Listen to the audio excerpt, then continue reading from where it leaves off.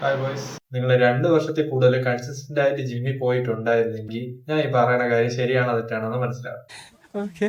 നമ്മൾ ജിമ്മിൽ പോയി തുടങ്ങിയ സമയത്ത് ഉണ്ടാവുന്ന ഒരു ഗെയിംസ് ഉണ്ടല്ലോ, വളരെ പെട്ടെന്നായിരുന്നു ചേഞ്ച് വന്നത്. അപ്പൊ പെട്ടെന്ന് എല്ലാവരും ചോദിക്കും ജിമ്മിൽ പോയ ഇപ്പൊ ഓൾറെഡി ജിമ്മനാണെന്ന് എല്ലാവർക്കും അറിയാം. പക്ഷെ നമ്മൾ മുമ്പ് തുടങ്ങി ആ ജിമ്മ് തുടങ്ങിയ സമയത്തുള്ള ഒരു വർഷത്തെ ഉണ്ടായിരുന്ന ആ ഗെയിംസിന്റെ ഒരു ഗ്രാഫ് ഉണ്ടല്ലോ, വളരെ പെട്ടെന്നായിരുന്നു, റാപ്പിഡ് ചേഞ്ച് ആയിരുന്നു. ഇപ്പൊ ആ ചേഞ്ച് കുറഞ്ഞു പോയി. Let me explain. As A new B നമ്മൾ ജിമ്മിൽ പോയി തുടങ്ങുമ്പോൾ നമ്മൾ ചെയ്യുന്ന സാധനങ്ങളെല്ലാം പുതിയതാണ്. പുതിയ വർക്കൗട്ട്, പുതിയ മെഷീൻസ്, അവിടെ പരിചയമില്ലാതെ എൻവയോൺമെന്റ്, നമ്മുടെ ആ ചെയ്യുന്ന ഓരോ സാധനവും നമ്മുടെ ബോഡിയിൽ ഉണ്ടാകുന്ന സ്ട്രെസ് വളരെ വളരെ ഹൈ ആണ്. പക്ഷെ സമയം പോകും തോറും, ഒരു 3-4-5 വർഷമൊക്കെ ആകും തോറും, നമ്മൾ തുടങ്ങിയ സമയത്തുണ്ടായ ആ ഒരു മാറ്റം ഇപ്പൊ ഇല്ല. പക്ഷെ പോകെ ഒരു 3-4-5 വർഷം ആകുമ്പോഴത്തേക്ക് നമ്മൾ വെയിറ്റ് ട്രെയിനിങ്ങുമായിട്ടൊക്കെ പഴകി വരുമ്പോ നമുക്ക് ആ ഒരു ഫീലിംഗ്, ആ ഒരു സ്ട്രെസ് കുറഞ്ഞു വരികയാണ്. അതുകൊണ്ടാണ് മുമ്പുള്ളവരെല്ലാം പറയുന്നത് നമ്മൾ ഹൈപ്പർട്രോഫിയിൽ തന്നെ വർക്കൗട്ട് ചെയ്യണം. ഹൈപ്പർട്രോഫിയിൽ വർക്കൗട്ട് ചെയ്യണം എന്ന് പറയുമ്പോൾ പ്രോഗ്രസീവ് ആയിട്ട് നമ്മൾ പയ്യെ ഓവർലോഡ് ചെയ്ത്, പറ്റാവുന്ന വെയിറ്റ് ഓവർലോഡ് ചെയ്ത്, ഈഗോ ലിഫ്റ്റ് അടിക്കാതെ പറ്റാവുന്ന ഓവർലോഡ് ചെയ്ത് കയറി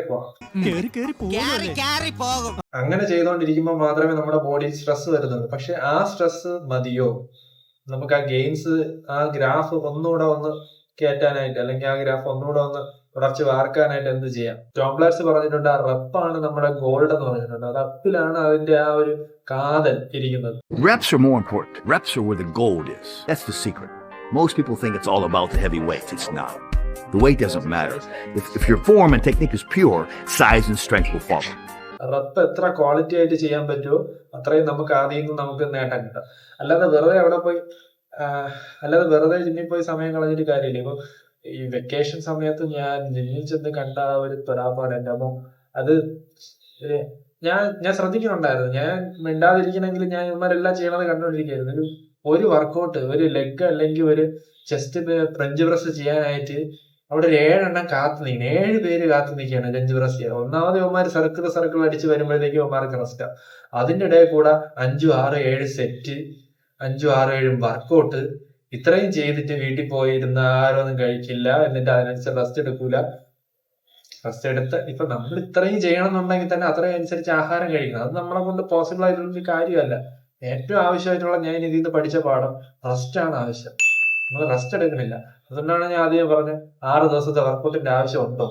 പിന്നെ ഒരു കാര്യം, ഇത്രയും സെറ്റും ഇത്രയും വർക്കൗട്ടും ചെയ്യണം എന്ന് പറഞ്ഞാൽ ഇങ്ങനെ അടിച്ച് ചറ അടിച്ച് തീർക്കുകയാണ്. മസിലിൽ സ്ട്രെസ് വരാതെ അവിടെ ഗ്രോത്ത് ഉണ്ടാവില്ല. ഇവരെല്ലാം പമ്പിന്റെ പുറകെയാണ് പോകണം. ആ ഒരു ദിവസത്തേക്കാണോ പമ്പ്? വീട്ടിൽ ചെല്ലുന്ന കണ്ണാടി നോക്കുമ്പോഴേ പോയി. ഇതും സ്ട്രെങ്തും ബിൽഡ് ആവണില്ല, വെറുതെ ആളെ പറ്റിക്കാനാണെന്ന് എനിക്ക് നല്ല ഡൗട്ടുണ്ട്. ഇത് പറഞ്ഞു കൊടുക്കണവന്റെ തെറ്റാണ്. ഇത് പിള്ളേരൊക്കെ അറിഞ്ഞൂടല്ല, കൊച്ചു പയ്യന്മാര് പറഞ്ഞു കൊടുക്കണവന്റെ തെറ്റെന്നേ ഞാൻ പറയും. അതുകൊണ്ടാണ് ഞാൻ ആദ്യമേ ആലോചിച്ചത്, ഈ 6 ദിവസം ജിമ്മിൽ പോകേണ്ട ആവശ്യമുണ്ട്. എല്ലാവരും അറിയാലോ, ഒരാഴ്ച എന്നുള്ളൊരു കൺസെപ്റ്റിലാണ് പോണത്. തിങ്കൾ മുതൽ ശനി വരെ പോവും, ഒരു ദിവസം റെസ്റ്റ് എടുക്കും. ഞാനത് വേറൊരു രീതിയിൽ ആലോചിച്ചു. ഞാൻ എന്തുകൊണ്ട് ആലോചിച്ചു, ഒരു മാസം നമുക്ക് 30 ദിവസം. ആ 30നെ നമുക്ക് 3ആയിട്ട് ഡിവൈഡ് ചെയ്താൽ 10 കിട്ടും. ഈ 10 എന്നുള്ളതായി എന്റെ ഒരു സൈക്കിള്. ഈ 10നകത്ത് ഞാൻ എല്ലാ വർക്കൗട്ടും 2 പ്രാവശ്യം ചെയ്യും. 10 ദിവസത്തിനകത്ത് 2 leg day, 10 ദിവസത്തിനകത്ത് 2 chest day, 10 ദിവസത്തിനകത്ത് 2 back day, 2 arms day, ഇതിന്റെ ഇടയിൽ കൂടെ ഷോൾഡറും കയറ്റി. അപ്പം എല്ലാവരും കംപ്ലീറ്റ് ആയിട്ട് എനിക്ക് തോന്നി എനിക്ക് ആവശ്യത്തിന് റെസ്റ്റ് കൊടുക്കും. ഈ 10 ദിവസത്തിനകത്ത് ഞാൻ 3 റെസ്റ്റ് കൊടുക്കും. അങ്ങനെ ഒരു പ്രോഗ്രാം ചെയ്തതിന് ശേഷം എനിക്ക് നല്ല റെസ്റ്റ് കിട്ടുന്നുണ്ട്, നല്ല രീതിയിൽ വെയിറ്റും പോകണുണ്ട്, നല്ല ഗെയിംസും കിട്ടി തുടങ്ങി. അപ്പൊ ഞാൻ അതിൽ നിന്ന് മനസ്സിലാക്കിയത്, ആവശ്യത്തിന് മാത്രം വർക്കൗട്ട് ചെയ്താൽ മതി. എന്തിനാണ് അനാവശ്യത്തിന് നെറ്റ് ചെയ്യണത്? വെറുതെ ഇവിടെ പോയി സാധനങ്ങൾ. എന്റെ ഒരു വർക്കൗട്ട് സെഷൻ 1/2 മണിക്കൂറാണ്. അങ്ങനെ നോക്കണമെങ്കിൽ ഒരു ആവറേജ് അറൗണ്ട് 3 അല്ലെങ്കിൽ 4 മണിക്കൂർ ഞാൻ ഈ ഒരാഴ്ച, അതായത് 10 ദിവസത്തിനകത്ത് 7 ദിവസത്തിനകത്ത് ചെയ്യുന്നുള്ളൂ. പക്ഷെ മുമ്പ് ചെയ്യുന്നതിന്റെ അത്ര തളർച്ചയില്ല. എനിക്ക് ഒരുപാട് വെയിറ്റ് കയറുന്നുണ്ട്, വെയിറ്റ് പോകുന്നുണ്ട്, PR അടിക്കുന്നുണ്ട്, എനിക്ക് ആഹാരം നല്ല രീതിയിൽ ശരീരത്തെ പിടിക്കുന്നുണ്ട്, എല്ലാം പക്കയായിട്ട് നടക്കും. മസില് നമ്മൾ വർക്കൗട്ട് ചെയ്യാം. ഞാൻ പറഞ്ഞില്ല, ടോം ബ്ലാറ്റ്സ് പറഞ്ഞതുപോലെ ആ റെപ്പിലാണ് അതിന്റെ ഗോൾഡ് ഇരിക്കുന്നത്. ആ ഒരു നേട്ടം നമുക്ക് അതിന്റെ ഇരിക്കുന്നത്. ഓരോ റെപ്പും നമ്മുടെ ക്വാളിറ്റി ആയിട്ട് ചെയ്യണം. അപ്പൊ ഞാൻ ആലോചിച്ച്, എന്നാ പിന്നെ നമുക്കൊരു 3 സെറ്റ് 4 സെറ്റ് ചെയ്യണതിന് വരെ 2 സെറ്റ് ആക്കി, എന്നിട്ട് ആ 2 സെറ്റ് നല്ല പക്കയായിട്ട് നല്ല രീതിയിൽ മസിൽ അറിഞ്ഞ് ചെയ്താൽ പോലും. അങ്ങനെ ചെയ്തപ്പോഴും എനിക്ക് വളരെയധികം നേട്ടം തുടങ്ങി. ഈ ഒരു വർക്കൗട്ട് എന്നല്ല, ഏതൊരു വർക്കൗട്ട് ചെയ്താലും നമുക്ക് അവിടെ മസിൽ സ്ട്രെസ് നമ്മൾ ഇൻഡ്യൂസ് ചെയ്യണം. മസിൽ സ്ട്രെസ് ഇൻഡ്യൂസ് ചെയ്യുമ്പോൾ നമുക്ക് ഒരുപാട് സെറ്റ് ചെയ്യേണ്ട ആവശ്യമില്ല. അത് സിമ്പിൾ കോമൺ സെൻസ് ആണ്. നമുക്ക് ഒരുപാട് സെറ്റ് ചെയ്യണമെന്ന് ആവശ്യം മസിലിൽ അത് പിടിക്കാത്തതുകൊണ്ടാണ് നമ്മൾ ഒരുപാട് ചെയ്യുന്നത്. കൂടുതൽ എന്ത് ഇങ്ങനെ പമ്പ് ചെയ്ത് കയറ്റിയിട്ട് കാര്യമില്ല. നമുക്ക് ആവശ്യത്തിനുള്ളത് മാത്രം ചെയ്താൽ മതി. അവിടെ മസിൽ ടയർ ആയി കഴിഞ്ഞ് ആവശ്യത്തിന് പ്രോട്ടീൻ കഴിക്കുക, ആ മസിൽ ബിൽഡ് ആവും, പിന്നെ റെസ്റ്റ് ചെയ്യുക, മസിൽ വളരും. ഇത്രേ ഉള്ളൂ. ബേസിക് സിമ്പിൾ ഫാറ്റ് ആണ്. പക്ഷെ ഇങ്ങനെ ഈ ഒരു സോഷ്യൽ മീഡിയ കാണുന്ന അതിന്റെ പുറകെ ഇങ്ങനെ ഒരു കൂട്ടം ആളുകൾ അങ്ങനെ പോവുകയാണ്. കാര്യം ഇത്രയും വർക്കൗട്ട് ഞാനും ഇതൊരു സമയത്ത് ഇങ്ങനെ തന്നെയൊക്കെ ആയിരുന്നു. പക്ഷെ ഒരു സമയം കഴിഞ്ഞപ്പോ ഞാൻ മാറി ചിന്തിച്ചു തുടങ്ങി. കാര്യം ഇങ്ങനെ വെറുതെ കിടന്ന് 2-3 മണിക്കൂർ ജിമ്മിൽ സ്പെൻഡ് ചെയ്യേണ്ട ആവശ്യമില്ല. തല ഉപയോഗിച്ചാലേ വർക്കൗട്ട് ചെയ്യണം, ശരീരം ഉപയോഗിച്ചാണ് വർക്കൗട്ട് ചെയ്യണമെങ്കിൽ നമ്മൾ എന്തിനാണ് ചെയ്യണത്, എന്താണ് ഇതിൽ നിന്ന് നമ്മൾ നേടുന്നത്, എന്തിനാണ് ഞാൻ ഇത്രയും സമയം സ്പെൻഡ് ചെയ്യുന്നത് എന്നൊക്കെ ആലോചിച്ചപ്പോ അതാണ് ശരിയെന്ന് എനിക്ക് തോന്നി. ആ തോന്നല് ശരിയായിരുന്നു. കാര്യം എന്റെ ശരീരത്തിൽ അത് കാണാറുണ്ട്. അപ്പൊ എങ്ങനെ ഓരോ റെപ്പും എഫിഷ്യന്റ് ആയിട്ട് ചെയ്യാന്ന് ചോദിച്ചാല് സിമ്പിൾ രീതിയിൽ പറയുകയാണെങ്കിൽ ഇപ്പൊ നമ്മൾ കേബിൾ കേൾ ചെയ്യണം, അല്ലെങ്കിൽ പുഷ് ഡൗൺ ചെയ്യണം, ട്രൈസെപ്സ് പുഷ് ഡൗൺ ചെയ്യണം. നമ്മള് താഴോട്ടൊരു 3 സെക്കൻഡ്, മേളിലോട്ടൊരു 3 സെക്കൻഡ്, ഇത്ര ആയിരിക്കണം ആ ഒരു റെപ്പിന്റെ ഋതം, അല്ലെങ്കിൽ നമ്മൾ എടുക്കുന്ന സമയം. അല്ലാതെ ഈ 3 സെക്കൻഡിന്റെ ഇടയ്ക്ക് 8 റെപ്പ് അടിച്ച് കയറ്റാനല്ല പറയുന്നത്. വളരെ പതുക്കെ നമ്മളെ മസിൽ അറിഞ്ഞ് നമ്മുടെ തല ഉപയോഗിച്ച് അവിടെ വർക്ക് ചെയ്യണം. മൈൻഡ് മസിൽ കണക്ഷൻ എന്ന് പറയുന്ന സാധനം ഭയങ്കര വലുതാണ്. അത് അറിഞ്ഞാൽ മാത്രമേ നമുക്ക് അതിൽ നിന്നുള്ള ഒരു മാക്സിമം ആയിട്ട് യൂട്ടിലൈസ് ചെയ്തെടുക്കാൻ പറ്റൂ. Of doing slower negatives, in other words, lowering the weight more slowly because you're stronger there. You might not be able to bench press 300 pounds, but you sure as hell can let it down to your chest very slow, and that's going to build a lot of muscle doing that. And I trained that way in 1982, and I got as big as I ever was that year doing stuff that way. But in those പിന്നെ ego lift ചെയ്യരുതെന്ന് ഞാൻ പറയുന്നില്ല, പക്ഷെ എപ്പോഴും അതിന്റെ ആവശ്യമില്ല. ഇപ്പം നമുക്കൊരു വർക്കൗട്ട് ചെയ്യുന്നത്, അപ്പം ഈ ചെയ്യുന്ന ഈഗോ ലിഫ്റ്റ് ചെയ്യുന്ന വെയിറ്റ് നമുക്ക് അടുത്ത ആഴ്ച അല്ലെങ്കിൽ വരുന്ന ആഴ്ചകളിൽ നമുക്കത് ചെയ്യാൻ പറ്റണം. ആ ഒരു കൺസെപ്റ്റിലാണ്. എല്ലാ വർക്കൗട്ടിലും പോയി ഈഗോ ലിഫ്റ്റ് അടിക്കേണ്ട കാര്യമില്ല. നെഞ്ചി കൂടെയൊക്കെ 50 കിലോ വന്നിരുന്നാലുള്ള കാര്യമൊന്നും ഞാൻ പറയുന്നുണ്ടല്ലോ. ഈഗോ ലിഫ്റ്റ് അടിക്കാതിരിക്കുക, മാക്സിമം അടിക്കാതിരിക്കുക. ആരെങ്കിലും സപ്പോർട്ട് ഉണ്ടെങ്കിൽ അവനെ കൊണ്ട് ബൈസെപ്സ് കേൾ, ബെഞ്ച് പ്രസ് ചെയ്യുമ്പോൾ ബൈസെപ്സ് കേൾ ചെയ്യിപ്പിക്കാതിരിക്കുക. ഇതൊക്കെ എനിക്ക് പറഞ്ഞു തരാനുള്ളൂ.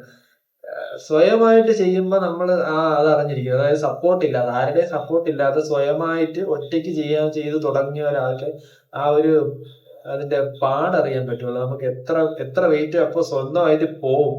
അങ്ങനെ സ്വയമായിട്ട് കയറി വരുന്നവനെ ഒരിക്കലും ആർക്കും തടയാൻ പറ്റൂല.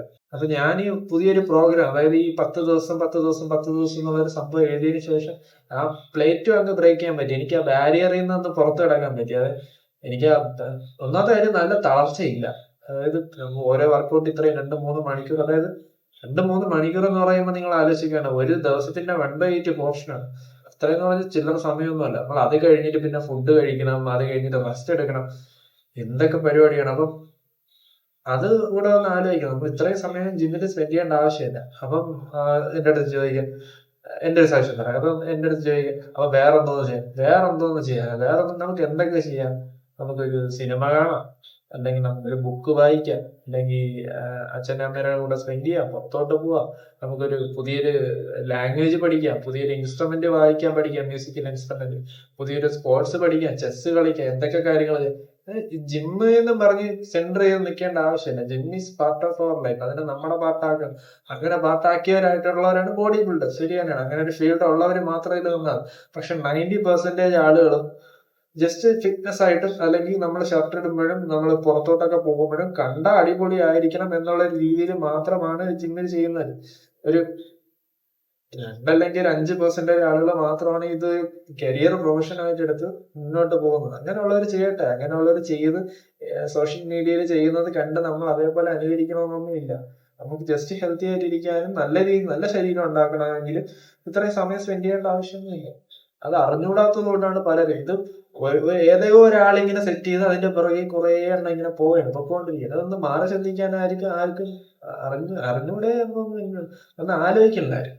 അപ്പം ഞാൻ ഈ വീഡിയോയുടെ അവസാനം ഞാൻ ഈ ടൈം ടേബിൾ സെറ്റ് ചെയ്തിട്ട് തരാം. എന്നിട്ട് ആ ഓരോ ടൈം ടേബിളിലും വരുന്ന വർക്കൗട്ട് എന്തൊക്കെ വേണമെന്നുണ്ടെങ്കിൽ അതും കൂടെ ഞാൻ ഇട്ടുതരാം, കമൻറ്റിൽ ഇട്ടിരിക്കാം. ആരെങ്കിലും വേണമെങ്കിൽ അതിനെപ്പറ്റി ചോദിച്ചാൽ അത് ഞാൻ കമൻറ്റ് ഇട്ടിരിക്കാം. അപ്പം ഞാൻ പറഞ്ഞതുപോലെ ഒരുപാട് സെറ്റിൻ്റെ ആവശ്യമില്ല, നമുക്ക് കുറച്ച് സെറ്റ് വർക്കൗട്ടേ ആവശ്യമുള്ളൂ. അതേപോലെ തന്നെ റപ്പ് മനസ്സറിഞ്ഞ് ചെയ്യുക. അപ്പോൾ അത്രയും ഒരുപാട് ചെയ്യേണ്ട ആവശ്യമില്ല.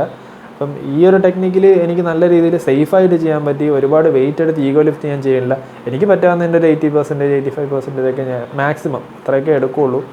പിന്നെ നല്ല രീതിയിൽ റെസ്റ്റ് എടുക്കുക, നല്ല രീതിയിൽ കിടന്ന് ഉറങ്ങുക. ഉറക്കമാണ് ഇപ്പോഴത്തെ എല്ലാവരെയും പ്രശ്നം. ഒന്നാമത് ഒരു ബാറ്റ്മാൻ ട്രെൻഡ് എല്ലാവരുടെയും പയ്യന്മാരുടെ ലൈഫിൽ, സത്യം ഞാനും ബാറ്റ്മാൻ എന്നും പറഞ്ഞുകൊണ്ട് തന്നെയാണ് ഒരു സമയം വരിക. പക്ഷേ ആ ബാറ്റ്മാൻ ട്രെൻഡൊക്കെ മാറ്റി വയ്ക്കണം. അതിനുള്ള നമ്മൾ സ്വയം ശരീരം നോക്കണം. നമ്മുടെ ഉറക്കമാണ് ഏറ്റവും പ്രധാനപ്പെട്ടൊരു കാര്യം. ഉറങ്ങിയാലും നമുക്ക് എല്ലാ കാര്യങ്ങളും, ഓൾമോസ്റ്റ് എല്ലാ കാര്യങ്ങളും തലയ്ക്ക് വെളിവ് വരെ വരും. അതെല്ലാം ശരിയാവും. അപ്പം ടേക്ക് കെയർ ബോയ്സ്.